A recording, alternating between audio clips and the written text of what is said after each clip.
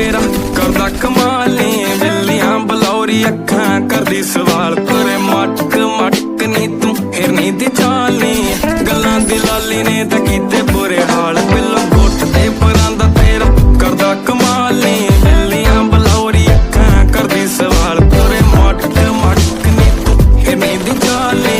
गल्लां दी लाली ने तां कीते बुरे हाल जदों निकले घरों नी बिल्लो हो के तैयार तेरे पिछे पिछे घूमदी आ मुंडियां दी डार देख नक च कोका नी तेरा करदा शिकार जुत्ती कड्ड